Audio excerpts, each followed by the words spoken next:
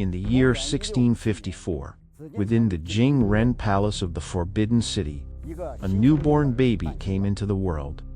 8 years later, this baby would ascend to become the emperor of the Qing Empire, marking the beginning of the Kangxi era in Chinese history. Meanwhile, on the other side of the world, in France, its king, Louis XIV, had reached the age of 16. A Chinese emperor and a French king. Worlds apart, seemingly destined to have no connection.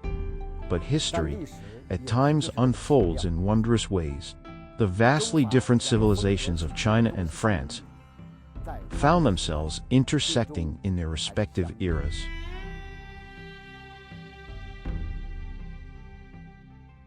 I'm Guo Fuxiang, a cultural heritage worker who has dedicated over 30 years to the Forbidden City.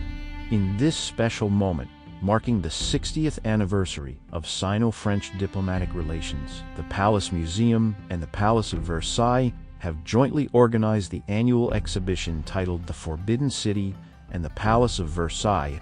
This exhibition not only represents a collision of classical styles from China and France, but also the double thrill of the connection between the Forbidden City and the Palace of Versailles. In 1688, King Louis XIV of France, deeply intrigued by China, wrote a letter to Emperor Kangxi of China, expressing his desire to send scholars to China. Louis XIV, an admirer of Chinese culture, even referred to Emperor Kangxi as his dearest friend. The mathematician to the king dispatched by Louis XIV endured countless hardships to reach Beijing and was received by Emperor Kangxi. Who would have thought that a friendly gesture from Louis XIV would reshape the course of Sino-French relations? The friendship forged during that era was immortalized on a pocket watch. This gold-plated pocket watch features a golden fleur-de-lis symbolizing the French royal family at its center. Engraved on the cover, protecting the balance wheel, is a 5-clawed golden dragon, an exclusive motif of the Chinese emperor. The encounter of the dragon and the fleur-de-lis marked the commencement of comprehensive exchanges in politics, economics, culture, art, and even fashion between the two great civilizations. As exchanges deepened, China gave birth to a transparent enamel technique directly inspired by France, while France found inspiration in Chinese porcelain-making techniques, successfully producing hard-paste porcelain at the Sèvres porcelain factory.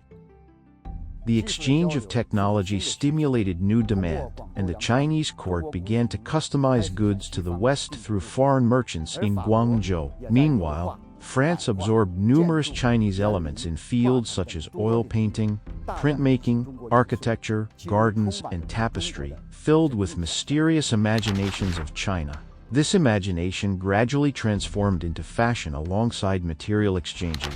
In the first new year of the 18th century, Louis XIV hosted a costume ball at his court with China as its theme. The French king's passion for Chinese culture quickly surged into a popular culture sweeping across Europe, accompanying the growth of the European civilization for a considerable period. This was the Chinese style. France was the birthplace of the Chinese style in Europe, and Louis XIV's successors and family members became voluntary cultural ambassadors for promoting the Chinese style. Louis XV, born a year earlier than Emperor Qianlong, even held a spring plowing ceremony according to Chinese customs, hoping to promote agriculture in his country. Moreover, his queen, Marie, had a private hall adorned with 8 scenes depicting Chinese peasants harvesting tea leaves. Simultaneously, waves of French missionaries introduced various scientific instruments and books to China. The exchange of civilizations was far broader and deeper than we might imagine. As we reflect upon each piece of evidence, we see a river cross the continent from east to west,